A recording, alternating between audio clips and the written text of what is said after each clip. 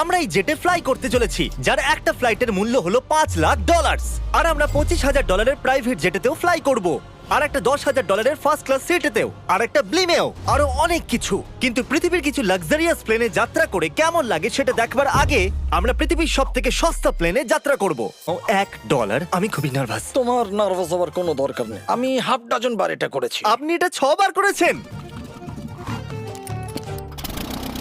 এর আওয়াজটা loan mover ইঞ্জিনের মতো কেন? পৃথিবীর সব থেকে সস্তা প্লেনে যাত্রা করার সময় এসে গেছে। ও মাই গড, ও না, আমরা অনেক জোরে যাচ্ছি ভাই। Bye Jimmy. এটা আমার একদমই সেফ মনে হচ্ছে না।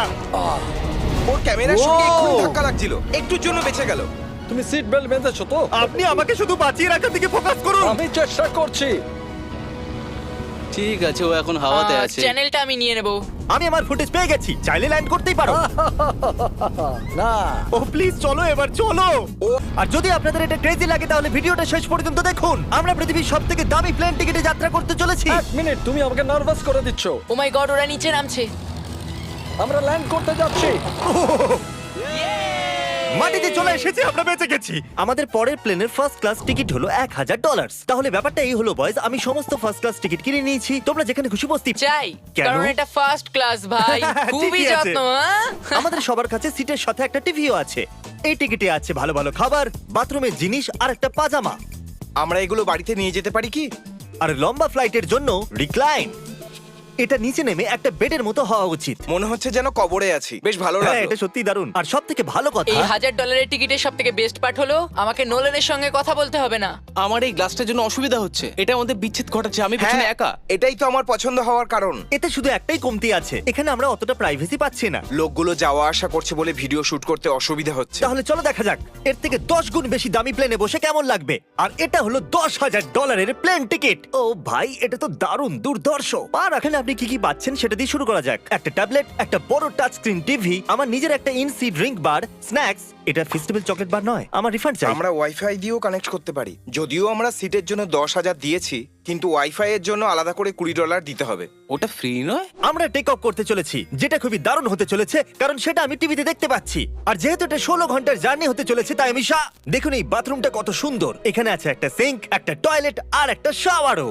দারুণ ব্যাপার। একটু ওদিকে দেখো, আমরা শূন্যে প্রায় 30,000 ফুট উপরে আছি আর আমি এখানে শাওয়ারও নিতে পারি। আর এর সাথে আমি আর বয়েজ যত খুশি গরমেট ফুড অর্ডার করতে পারি। আর শুধু এটাই নয়, সব থেকে ভালো জিনিসটা শেষে আছে। হাই, কি খবর? প্লেনের পিছন দিকে একটা প্রাইভেট লাউঞ্জও আছে।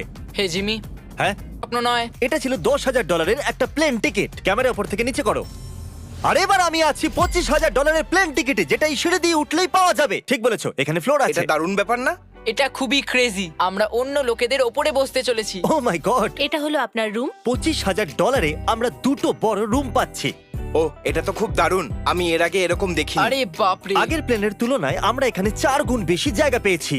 আমি এরকম প্লেন আগে কখনো দেখিনি যেখানে আমি জাম্পিং জ্যাক করতে পারি। এই দেখো, আমরা পাচ্ছি দুটো চেয়ার্স আর অনেকগুলো যেটা আগে সবকটা প্লেন মিলিয়েও ছিল না। একজন পার্সোনাল ফ্লাইট অ্যাটেন্ডেন্ট খাবার সার্ভ করে। এরকমটা কেন? একটা বিশেষ প্রাইস পয়েন্টের পরে ওরা সবসময় ক্যাভিয়ার দেয়।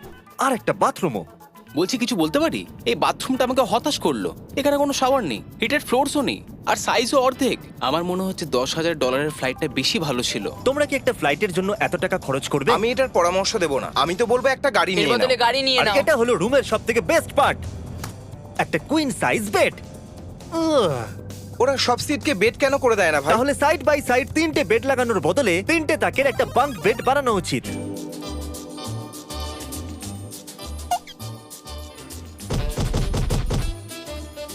Good morning. ঘুম তো খুব সুন্দর হয়েছে। কাল উঠে পড়ো, আমরা ল্যান্ড করতে চলেছি। আমি একটা পাথরের মতো ঘুমিয়েছি।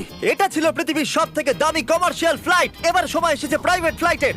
তাহলে এটা হলো $1,00,000 প্লেন।